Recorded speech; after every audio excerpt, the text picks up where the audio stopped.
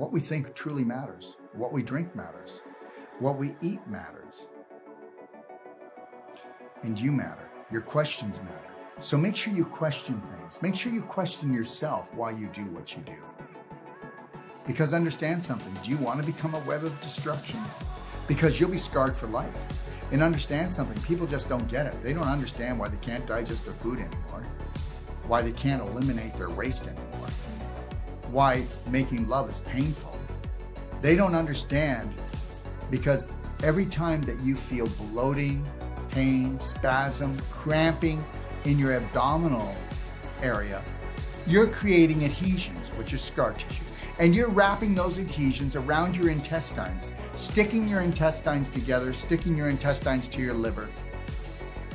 You're causing inflammation in your prostate, in your ovaries, in your uterus, in your bladder, because you're infecting yourself. And the more scar tissue you have, the more physical blocks you have. The more physical blocks you have, the more you're knotted up.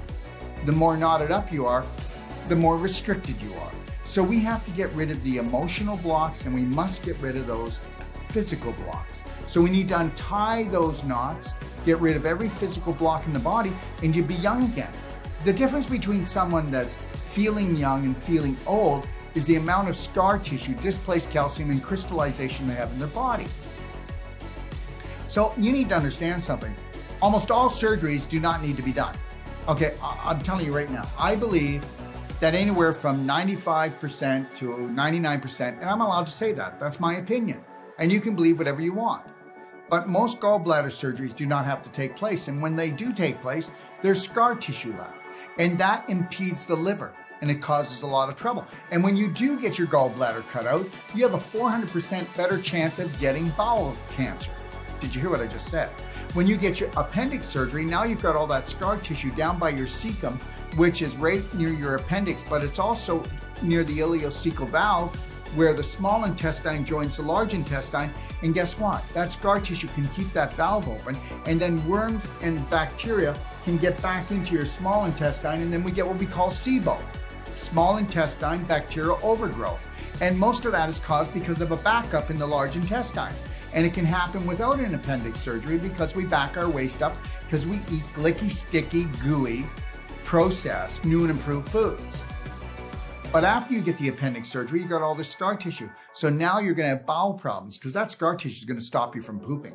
It's going to slow down your pooping. And understand, you can tell when people are on their way out. They can't pee right and they can't poo right.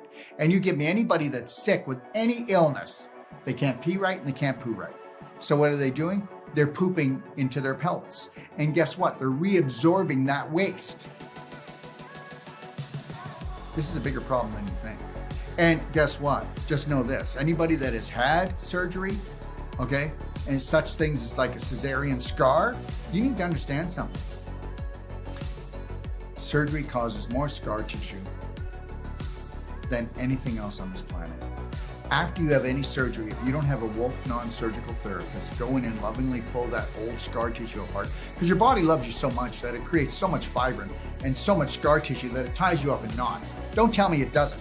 Anybody that's had surgery has complications after the surgery of stiffness, digestion problems, bladder infections, or wherever the surgery is. If it was a tumor, the tumor comes back where the surgery was because the scar tissue actually cuts off the circulation, cuts off the nutrition, cuts off the waste removal for the cells, and so they mutate again. So any place you have a scar tissue issue or displaced calcium, that's a physical block, you are going to find that that's the best or the worst place, because without the oxygen, the nutrition, and the detoxification, you're going to have mutation.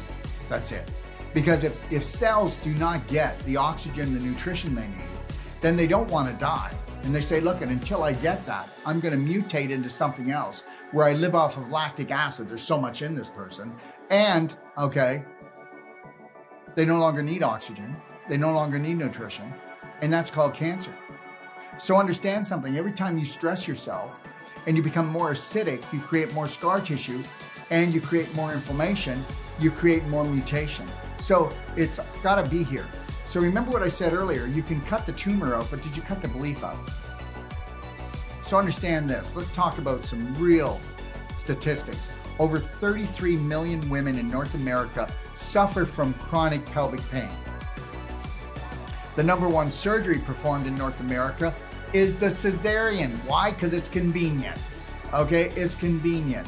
And I'm not telling you not to do it, but guess what? If you actually get a cesarean and you know you're going to get one, you might want to take a sponge, just a 2-inch or 3-inch by 3-inch or 2-inch by 2-inch, whatever will fit, an organic sponge, and put it into your vagina.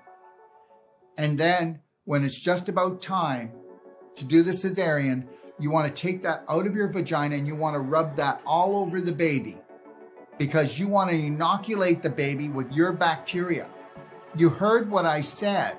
When the baby does not come down the vaginal canal, it is missing the greatest part of immunity, second to breastfeeding.